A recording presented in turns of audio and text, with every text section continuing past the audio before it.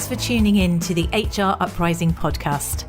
I'm your host, Lucinda. The HR Uprising is focused on helping forward-thinking people professionals deliver real lasting value in their organisations. I'm a chartered psychologist, speaker and trainer, and recently authored the best-selling business book, How to Be a Change Superhero. My day job is founder and CEO of software and training business Actus. This gives me the opportunity to work with other businesses like yours. We are focused on building a better workplace for people wherever they are located, with the help of our performance, learning and talent management software and our training and consultancy services. Every week on the podcast, I will be covering different topics and challenges, joined by relevant experts and real-life people professionals. Thank you so much for tuning in. I really hope you enjoy and get value from this week's episode.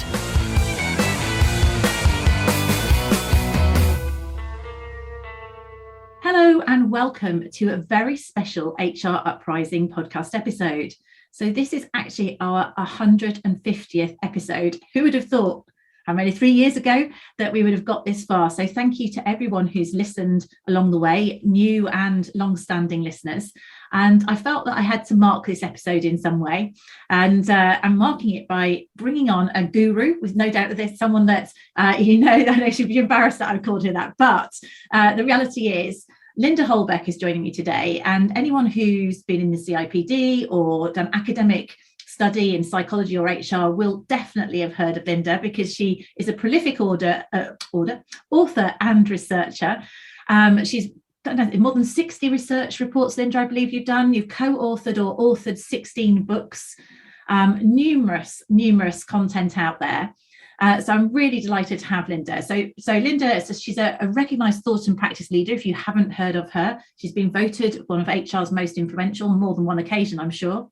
Previously, she was CIPD's Director of Research and Policy. She's now adjunct professor at Imperial College London and visiting professor at 4 other UK universities. I mentioned the 60 research reports, but if you wanted to look into her forthcoming books, her latest books, not latest singular books, she's got 3 latest books, some of which she authored personally, some of which are follow-on editions, but they are The Agile Organisation, Organisational Development, a Practitioner's Guide for OD and HR. And I know that the OD element I find particularly interesting with your co-author that you wrote that one with, and Aligning HR and Business Strategy. If you want to know more about that, because there's so much I could say, and we wouldn't have time for the podcast, obviously go to the HR Uprising website.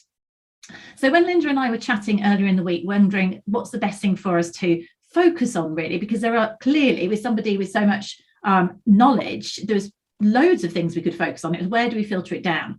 So we thought we'd start by focusing broadly around what we think the key HR strategies that we should be prioritising in 2022, because life is different from what it was when some of your books came out, Linda. As I'm saying, it's moving all the time.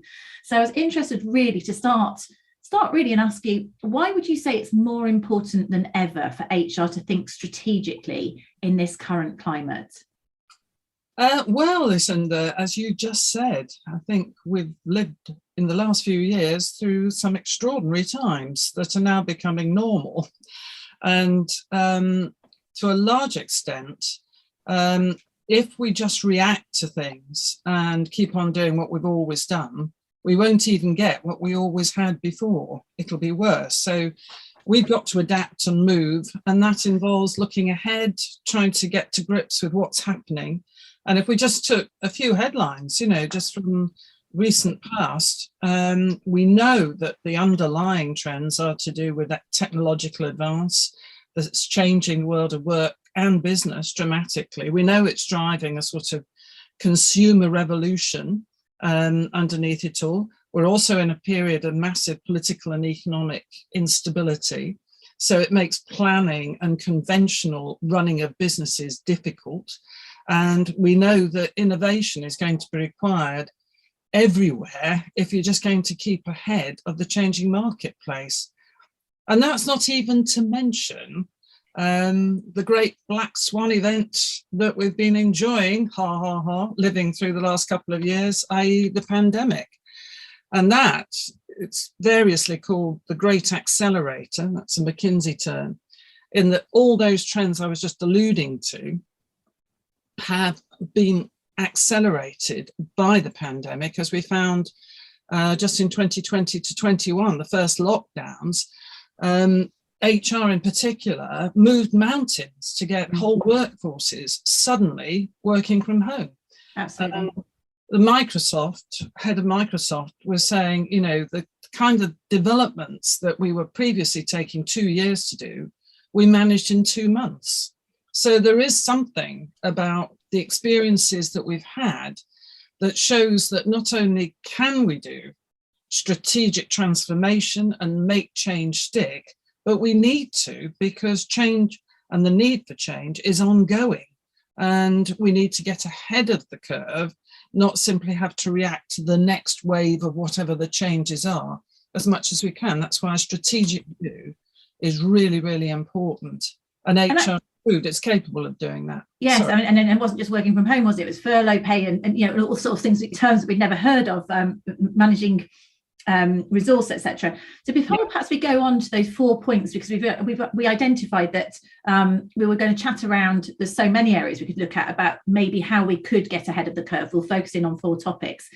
I just thought I'd reflect back at you. What occurred to me when you were mentioning those points of tech, the changing world, political and economic environment, the pandemic, that if I'd been talking to a group of HR people, let's say 3 years ago, and let's remember that in terms of thinking strategically, that has been a criticism or a challenge leveled at HR professionals for quite a long time, that they've been challenged that they should be thinking more strategically as you become more senior. And if I'd have said, how do you think more strategically? I'd been probably saying you need to align with the business strategy. So you should be putting in interventions in line with recruitment or attrition, or you know, if you are going into a new market, how do you upskill people? So it'd be aligning with business strategy. Now that's not wrong, but it strikes me that suddenly we've got to go even further out. We've got to be more externally focused, because all of those things you described, the political and economic circumstances, it's strategic with bells on. It's thinking wider and outside of the organisation. I don't know. I'm just reflecting that back at you. I don't know whether you'd comment on that. Yeah, no, I fully agree, because on the one hand, I think generically HR functions are incredibly busy. They always have been and probably always will be. And they've also been encouraged in the last 20 years or so to focus more on or heavily on best practice, you know, learning from each other the latest talent management technique or whatever, and trying to apply it in their context. Whereas what you're talking about, and where I'm coming from, I suppose more, is the notion that if there is such a thing as a best fit, it's only temporary. And best fit is about what is specific about your organization, its situation, what it's trying to do, and what you need therefore in terms of the workforce, the ways of working, the kinds of leadership and management you might need to get the best out of that workforce, and to, you know, bridge the technology people divide as much as possible. And I think now these big events that we're still living through have been a salutary lesson to exactly what you're reflecting, which is that HR can't afford anymore to really look to a copybook for, you know, what's good practice and how can I apply it. Yes, do some of that, but do it in the context of what specifically, and looking not just around me now, but looking ahead. Where is my business, my organization going? And what are some of the risks and the opportunities out there? And be part of that business conversation, because otherwise you can be planning for a workforce that you don't actually need in the form that it has now. So I agree with you. I think it is a big picture as well as make it practical. Yes, and it's quite scary when you think about it like that, because as you say, a copybook, anything that was written 3 years ago may not be relevant, and you've got to apply it to your context and think, and you know, no one knows the actual answer, but what's our best answer right now? And I suppose strategy, you sometimes say strategy has very long term. You might have a strategy or direction, what we think it is, but we've got to be prepared to reflect on it and be agile, maybe an overused term, but be prepared to tweak it. and adjust things and see whether we're getting the results we thought we would, because there is no tried and tested formula. Probably there never was, but less so than ever thought before. So I suppose going on from those points, so when we spoke earlier, and you've mentioned technology a few times there as being a key area, there are so many agendas that we could look in on, but we agreed that we would perhaps explore in terms of key strategies or for areas to focus on in 2022 and beyond. We'd explore technology and how to get beyond admin. We thought we'd explore the talent agenda, employee engagement, and leadership style. So no small ask there. There's 4 major meaty topics. I realise we'll just scratch the surface. But let's start with the tech and beyond admin. What do you think about how we can better embrace tech and I guess use the data that it can offer us? Yeah, well, I think it is a key enabler of the kind of strategic approach that we're talking about. It's also an enabler of agility, which I think is called for now more than ever. You know, whatever we're doing, it needs to be accurate, it needs to be speedily delivered, it has to be personalized, and ideally it should be transparent and be the basis of good decision making. So obviously there is a huge drive from many suppliers to help people transform their HR operations, and to a large extent that drive is penetrating the market, but there's still, for budget and other reasons, some reluctance out there for HR to embrace some of these technologies. And I would encourage people to really look closely at what their business might need in that way, and get data savvy, get tech savvy, get digitally enabled as a team, so that you can start to see how this data that can be generated can be used to help the business address some really key strategic issues for the business, not only for the workforce. And that's the point, that it's not any old data will do. There are certain things that should be thought of in terms of what can we do with this to develop data that can help the business move forward? Because 2022, everybody's predicting, seems to be growth everywhere. Well, let's hope everyone's right. All these predictions.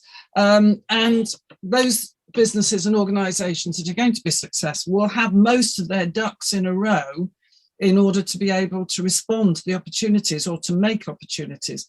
And having data-informed HR practice that allows people to get on with their jobs and do them better and faster, and decisions to be made that are better made decisions, is a key enabler of the business to achieve that kind of competitive breakthrough that they want to do. So I think it does mean that really we have to embrace the idea that as an HR function, we've got to evolve, and as fast, if not faster, than other bits of the business, ideally. Get help where you can, because without that, you've not got the time or the space to play your part in broader strategic transformations, which I think are key to HR's added value in this very changing world. So you've got to act agile by embracing this stuff, learning, iterating through it, working as teams, working as integrated teams with other people who are moving the business forward in different ways, and really land improved, better, fit for purpose processes, policies, actions, decisions in a way that doesn't take 5 years. Yeah. And the good thing is people have proved they can do that, even with limited technology. So what can you do with technological support? And I work a lot with universities, and I can think of 1 or 2 that have been, you know, traditionally HR has not been well provided for in budgetary terms for technology in that sector. But I know 1 or 2 have really embraced robotics in their and automation of their back office functions, if you like, the operational side. And it's making a huge difference. One of them has got, their bot is called HR Herbert. And Herbert of course, because it's fueled by artificial intelligence as well, gets better and better and better at being able to provide personalized, accurate responses to just about everything. So in a way, that's some slight exaggeration, of course, but the point about technology, if it's clearly reflective of machine learning, it means that people are learning too, and HR are learning what they can do with the freed up space that they now have, what it means in terms of their contribution, and it's a positive story. It's quite hard a lot of the time for HR if they are still stuck with very basic paper-based systems, or the tech that they've got is administrative. So it's a database of self-serve, who works in the company and what their personal details are, as opposed to more strategic data that we're talking about here, that you can demonstrate value and change, and it's real time. And I think that's it is a bit chicken and egg to actually demonstrate a business case if you haven't got the data in the first place. And I completely agree that when I look at any other area, finance, sales, marketing, any other area in a business, generally HR is the poor relation in terms of the investment in tech that they're able to access. But the robotics, it sounds really exciting. I'd love to know more about that. If people were listening out there and thinking, where would you start in terms of the sort of strategic data that you'd want to be able to get? Because everyone's got to start somewhere, and obviously they haven't got the history. Obviously, I can see you get real-time data, which helps, and they can be more responsive. What practically, or what would be, could you give us 2 or 3 examples of how tech data would be particularly helpful in an HR department and add value back to the business that you recommend people looked into being able to gather? Well, on the one hand, most organizations do some sort of employee engagement survey. Arguably, you could do fewer of those if you were making more of the ones that you did carry out. And you were able to really deduce, especially in the thing we're going to talk about shortly, which is talent, what are our key risks here, as well as what are the pain points for people, and what can we do to address those? And even without the most encyclopedic survey data, one can, if you're doing it not every 5 minutes, but more frequently in areas that are important to the business, to understand what can be done to demonstrate visibly, we've heard you, we want to make a difference here. Now let's work out together what that difference can look like. I think bit by bit, HR can be seen to be making a real difference to in ways that the business might help.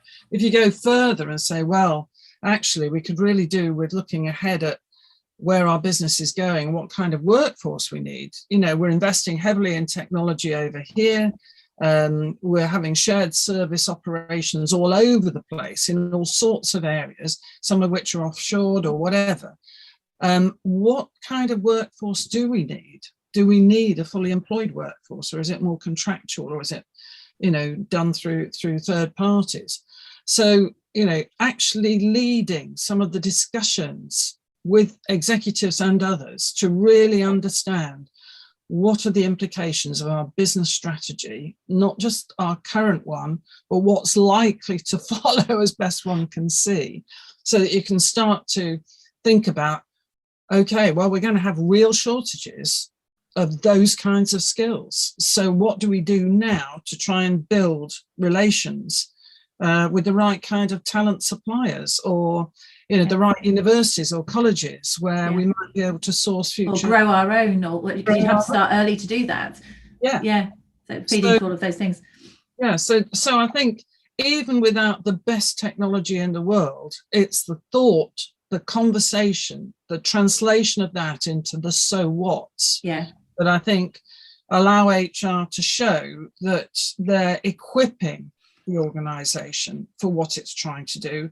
They're also helping the organisation mitigate key risks, because even if you're going fully technologically driven, at some point you're going to be tailing off your current workforce, but you need them right now, and you need to be doing the right things for that workforce right now. So it's not okay, let's not bother anymore. Yeah, it's juggling act, isn't it? And you need to keep things like legacy skills. If your technology can't just like move all the way over, that can also be an issue. So it's interesting because we're naturally moving into talent there, aren't we? Just before we go on, I just wanted to understand, in case other people are feeling curious, because I am. So HR Bert. So what was it? What is he or the bot doing for? How is he helping that particular organisation? Well, it's essentially it's like an internet-based intranet-based helpline, but it So goes it's the far HR helpline further kind of thing. than that. Yes, and it's employee self-service and manager self-service, but it's also brilliant at producing plenty of data, plenty of trend data, plenty of insight that can be drilled, again, around things like how responses are, what are the kinds of issues that people are concerned about, so that, again, HR is better equipped to say, oh, crumbs, we can see that this issue is starting to bubble up. And in a sector which is potentially quite disturbed in terms of industrial relations or employee relations, it allows for conversations to take place before there's a big bust up sort of thing. Right. Yeah. So it becomes a sort of all-purpose tool in the end, where people can access accurate information, but it's also digesting some of the issues, so that it's putting the themes about what people are almost search terms. So if I was saying, what's my pension plan, or would it be as more transactional stuff that I'd be asking? It's pulling those terms out. I'm trying to work out, what would you type in as an organisation?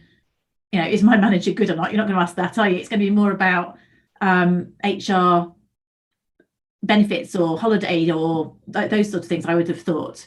Yes, I mean, it started, it's only been going a couple of years, if that, but it started very much in those sort of, transactional need to know type things around the basics.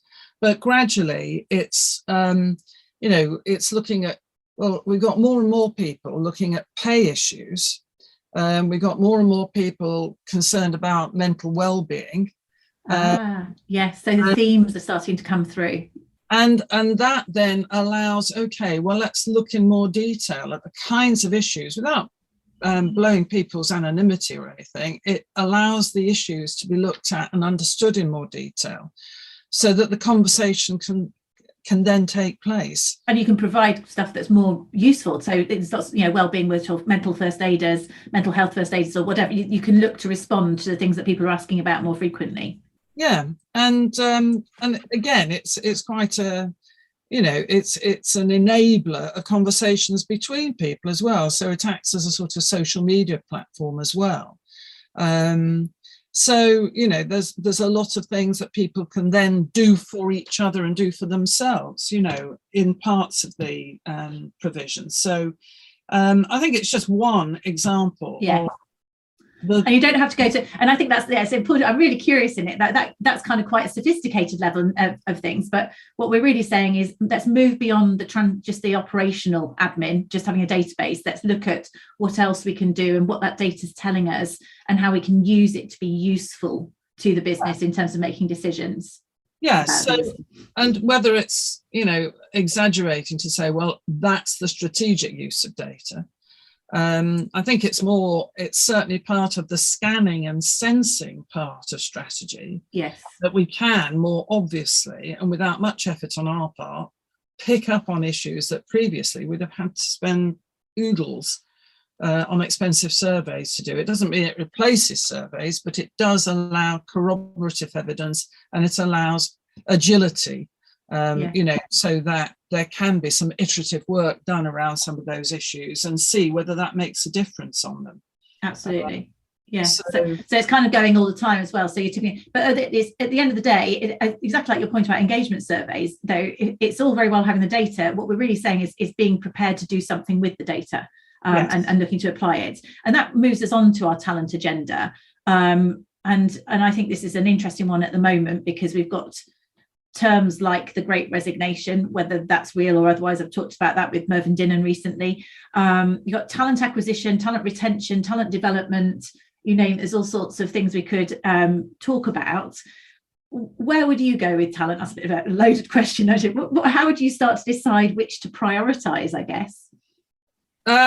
Well, it's, again, as you say, it's a vast topic, but I mean, just to again pick up the theme of talent shortages, just thinking in the UK as an example, there was a national statistical survey in September of last year, 2021, that pointed out that there were 1.2 million job vacancies and ever diminishing unemployment levels. In September, it was down to 4.5%, and it's going down further. So in other words, obviously, it's a very tight labour market.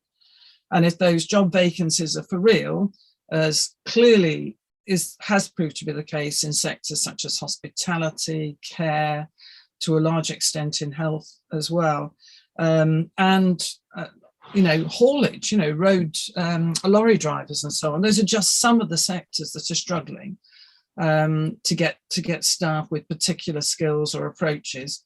And then, there are lots of IT companies that are really struggling as well. So in certain fundamental areas, we're lacking, and consequently, risks are growing.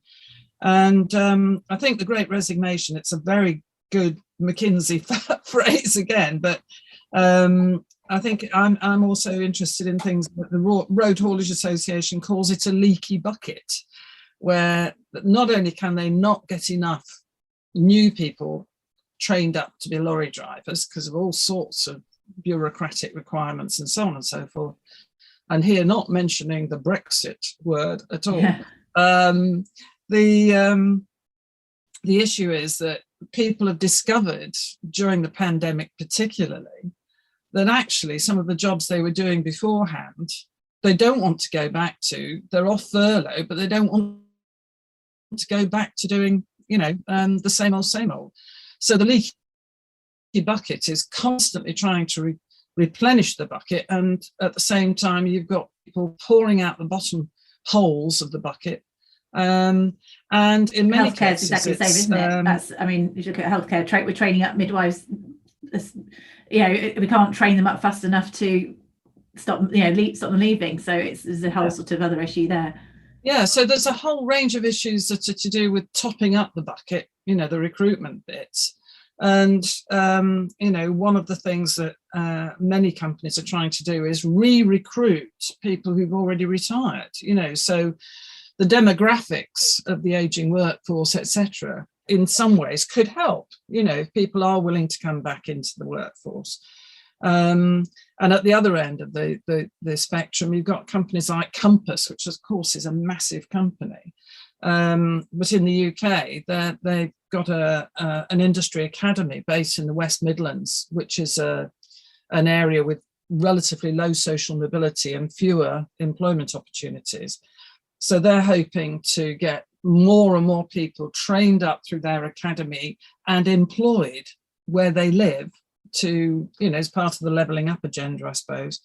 And they're using techniques that are not revolutionary, but using things like TikTok to target students during holidays to come and work on flexible contracts and so on, all the time thinking, how are we going to build this labour force back up to the strength it needs to be to do the kind of work we've got? So, on the one hand, you've got recruitment issues, and that is a huge problem for many sectors. So other areas are to think of, well, how do we retain the people? And that's where much of it is to do with investing in the people you've got. And that's the whole range of things to do with upskilling, reskilling, providing people with the opportunity to move around if yours is a large enough organisation. And ironically, I was looking at a survey just yesterday which suggested that large organisations on this issue of shortage, they are trying to recruit use recruitment as a means of solving the leaky bucket syndrome. So they want people with just the right kind of skills to fit their niche and pay them well to come in. Small to medium-sized organisations, which you'd think would have fewer opportunities for people to develop, are tending to move people around their organisation and give them development opportunities and invest in things like digital skills and so on, so that people are gradually increasing their capability for doing other jobs, preferably from the employer's point of view, of course, in that organisation. So it's an expensive, the larger ones are using the high cost route there then basically, and you know, you're paying to recruit the right people, you have to pay them a decent salary to get the person who comes in and fits straight away, whereas the small and medium ones, which is interesting. I do always think that people in a smaller or medium business, you get a greater breadth of skill anyway, probably because you get more exposure or your job is broader, but so they're actually moving them around more so potentially. Interesting. I don't know whether there's any difference in engagement in any of those areas, so it's probably too early to say. I guess it's too early to say, but my guess would be that if people feel they're being invested in by their employer and valued enough to be given other opportunities, they're going to feel reasonably good about that employer, as opposed to the knock-on effects I found previously with organisations that tend to bring in external talent and ignore internal. Internal. It's the internals who get hacked off. Totally. I mean, I remember one of the businesses I used to work for, people used to say the only way to get an above market rate pay rise was to leave and come back. It's quite common. It was then. And that isn't great for engagement. And I mean, when you look at engagement, actually, it isn't about salary. A lot of it is opportunities to learn and grow in a role, which, you know, it doesn't have to be formal training. It can be moving people around and giving them career opportunities and coaching and mentoring, and the sense that they are developing within that role. Yeah, exactly. I mean, moving on to engagement, actually, because we were talking about this earlier. I had again, going back to my previous world in two large blue chips.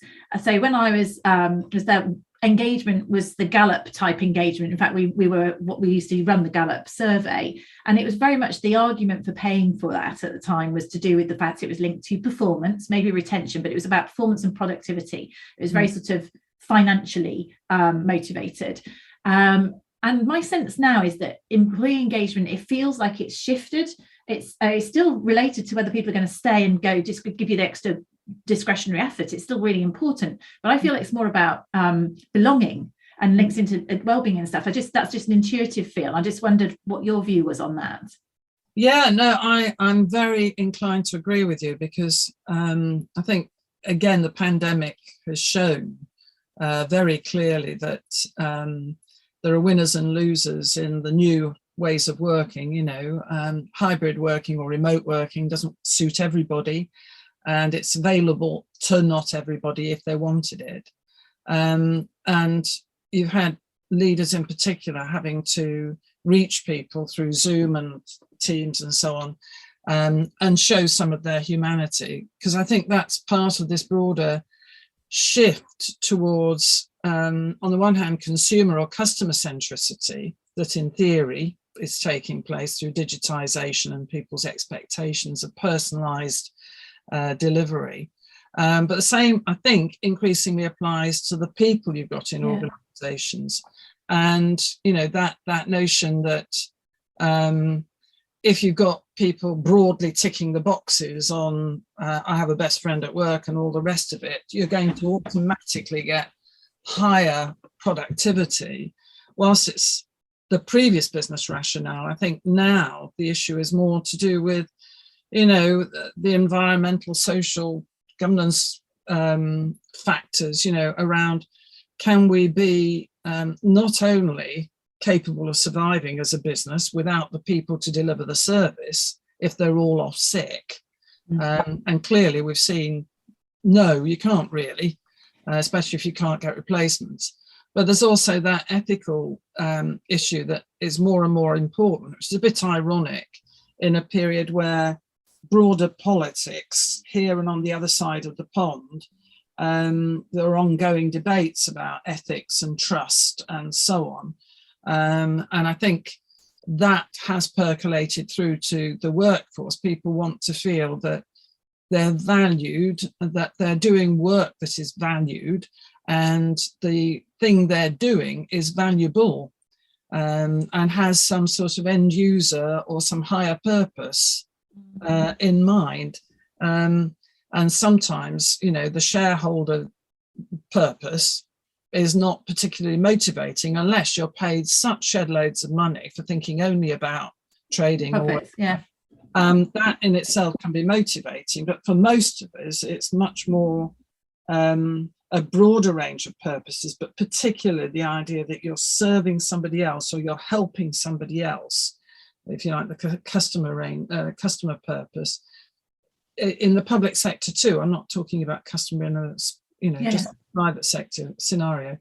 That for me is one of the main ingredients of an engaged workforce, to their own cost in some cases. So it is a bit of a circular situation we're in at the moment, where, for instance, in the NHS, you've got people who do believe in looking after their patients, who try their damnedest, in some cases have died as a result of that. And yet they're having to keep on going, even though they're worn out, because there aren't enough people to replace them. And that's where eventually you fall out of love with what you're doing, because you can't do it to your satisfaction. And it's that thing about, well, it's going to break you. That's really that's the problem, isn't it? Especially the resource issues. Yes, and you'll fall out of love with the organisation as well, because you'll see it as letting everybody down, so that's where I think the well-being link with engagement is very much of the moment, and I hope it will last more than you'll get more performance out of people, because you can do that till the pips squeak, but then you've got no lemon left. And that's where people would become very cynical about attempts to motivate them through, let's do some sort of happy clappy type, team building thing. If their individual needs have not been recognised, and if in practice leaders and managers don't care. So I think that notion of, you can't mandate people to care, but I think line managers in particular need to support teams who are going through difficult times.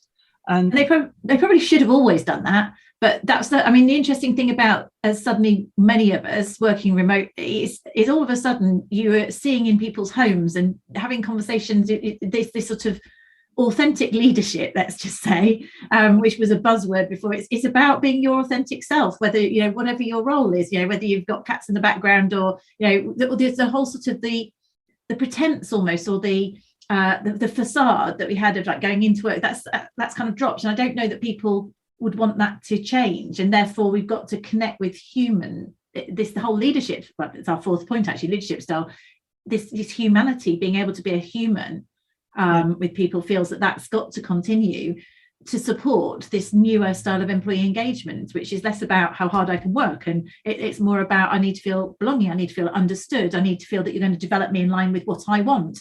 And that might not be being in an office 5 days a week, that might be work-life balance, and there's a whole host of things that people now want in terms of their psychological contract, and we've got to try and juggle that as leaders. It's quite a complex. I think if we ever thought that maybe if we talk about in the UK, the people management piece, one of the things I've often talked about, and I've done quite a lot of leadership training over the last couple of years, because people have been doing it remotely, which is quite nice, because all of a sudden people went, I've not trained my managers ever, because there's lots of people they've never given them training, and now they really don't know how to manage, because you put in a remote environment is even harder. And I'm just interested, where do you think we should go with leadership development, leadership styles, and those sort of things? Well, as you said, the whole scenario's in motion. I agree with you fully that what we need to hang on to and develop further is the more human styles of leadership in almost every sector, and You can be, senior vice president of a major corporation, but you still need to be a person who can connect with other people and help create the context where they want to give of their best. Yeah. We've seen some great examples of that in the last 2 years because of the situation we've been forced into over Zoom and Teams and so on. And the challenge will be going forward for leaders to be able to create that same sense of solidarity and transparency up to a certain extent, at least, be willing to show their vulnerability, but be genuine about it. Yeah, don't fake it. To break down the barriers between people, but the challenge will be more complex because with the so-called future of work, you're going to have some workforces totally remote, others half in, half out, others working on combinations. So it's learning how to communicate with people in a variety of different ways, and also what to communicate as well. I mean, I don't mean having a script. I'm talking about when is it important to make a simple comment on something that's happening right now, rather than wait 3 weeks before the report is out. And I don't mean that all senior leaders have to become experts in all the various platforms, social media platforms or whatever, but there is something about thinking about how do you send messages, but also receive messages and show that you've received them. And in some ways act on some of those messages so that people feel this is a genuine person and a genuine communication, and I can trust this person, because there's so much ambiguity and uncertainty, even though we might try and say, well, it is a period of growth, yippee, let's on with the mockery. It's still very uncertain. People are often struggling with their own finances and other things. They've got things on their mind. So they need somebody as senior leader and senior leadership who can show some empathy, but also be honest with people.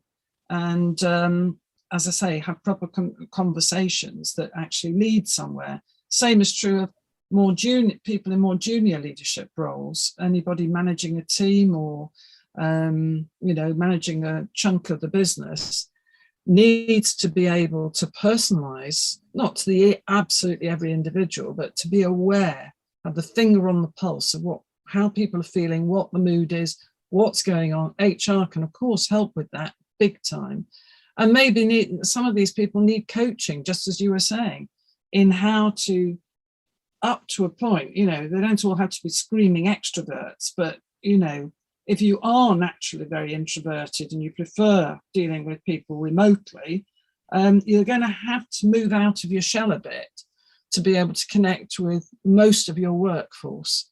And that is really important. And the other point is that in today's world, it's not anyway people just in formal leadership or line management roles that we're talking about when we talk about leadership. It's kind of everyone. Really. In this era, we need everyone using their initiative, knowing what's going on, the limits to their own empowerment, but pushing beyond, thinking of the dependencies that they've got around them. And, HR can do so much to help with that, bringing people together, peer groups to discuss X or Y, or to share learning over here. Endless ways in which HR can help with all that. It's about building a community where people do feel that they keeping people talking and keeping them. That's, as I guess I'm mindful of time, so I don't want to overstep our availability, but I suppose just summarizing, and perhaps that's a good point for us to close on, that whole idea there about how other things that we can do over and above. I mean, we've talked about a lot. We talked a lot about things. We talked about technology. Let's use it strategically. Let's go beyond the admin piece. We've talked about focusing in maybe on the bit of the talent agenda that's going to be most helpful to our organisation long term, whether it's about acquiring talent or it's about retaining talent. So if you've got a leaky bucket, it's all very well recruiting, but actually let's look at how we retain it. That probably does link into our third and fourth point, which is engagement and leadership style. If you want to retain people, We need to think, do they have a sense of belonging? It's not necessarily as simple as, have I got a best friend, as you say? It's thinking about what drives engagement. Let's use engagement survey data. If we have AI data, brilliant, but let's use any data we have intelligently rather than just see it as a benchmark. And then leadership styles, let's develop all the way up and down the organization, human leaders there.